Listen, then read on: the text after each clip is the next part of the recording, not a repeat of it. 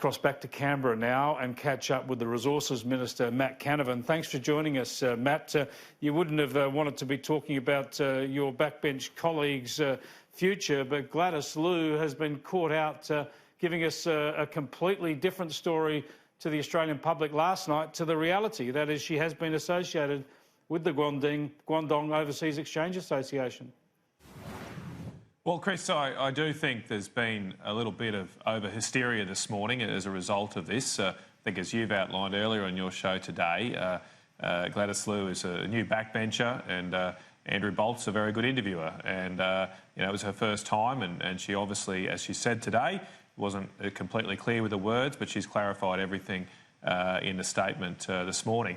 And last night, as well as consistently, Gladys Liu has always said she's put the interests of Australia first. She's a proud Australian, as well as, of course, her constituents in Chisholm.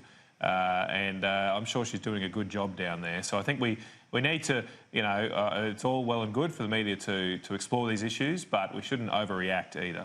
Well, sure, I give her a tick on the foreign policy points and those alone, and I think it's been wrong to criticise her on those. For instance, would you describe Xi Jinping as the dictator of China?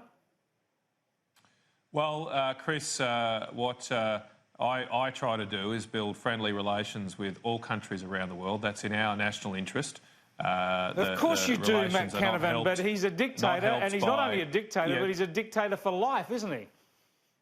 Well, Chris, those building friendly relations with other countries is not helped by applying labels to others that you communicate with. I absolutely accept that China has an authoritarian system of government. It's not democratic in the way that our country is. We obviously stand strongly for democratic values around the world, but we then don't, of course, interfere with other nations as well. So we've got to try to build relationships around the world because our goal, our objective as a government is to ensure that peaceful and free, open communication and trade exists as much as possible around the world. It's in Australians' interest to promote that, and that's what I'm committed to do.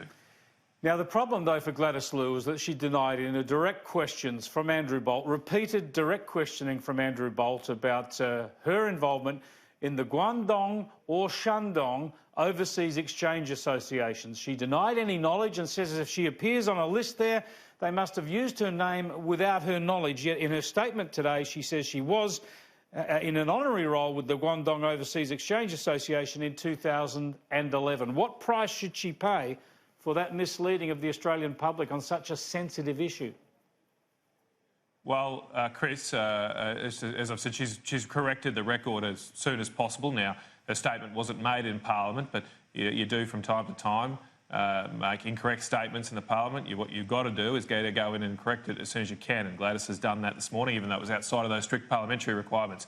But she's done that, and she's been clear about those memberships. My understanding is that her Labor opponent at this election was also members of some of these organisations as well. Obviously, her seat is in Chisholm in inner-city Melbourne. It's one with a large Chinese-Australian community, and it doesn't seem unusual to me that she'd be a member of some Chinese-Australian community groups as a member of that community. But as I said before, Gladys has always said she's a proud Australian, putting Australians' interests first, as well as, of course, representing her constituents in Chisholm. No doubt Scott Morrison and perhaps the National Security Committee of Cabinet would be getting a full ASIO briefing on Gladys Liu and any previous connections? Look, Chris, I'm not going to canvass matters that may or may not come before a Committee of Cabinet on Sky News. Sorry, I'll leave those questions to the Prime Minister, and I'm sure he too would be circumspect. Do you have any concerns that Gladys Liu, either willingly or unwillingly, could have been compromised by her associations with these Chinese entities? Well, there's nothing before me that would give rise to those concerns, Chris, and as I said earlier, I do think we need to not overreact to a TV interview where, as Gladys said, she could have chosen her words more carefully, but she's clarified that record today. Is she a fit and proper person to be sitting in the Australian Parliament? Well, I have no concerns in that regard, Chris, and I think it's very important that we don't overreact to these types of issues. We have a very strong community of different ethnic groups in Australia, and we have no reason to believe that people from those groups are nothing but proud Australians. They work very hard for our community, and Gladys, I'm sure, is doing a great job for her constituents in Chisholm. You've had your own problems in the past with Section 44 of the Constitution. You went through the ringer and came out OK.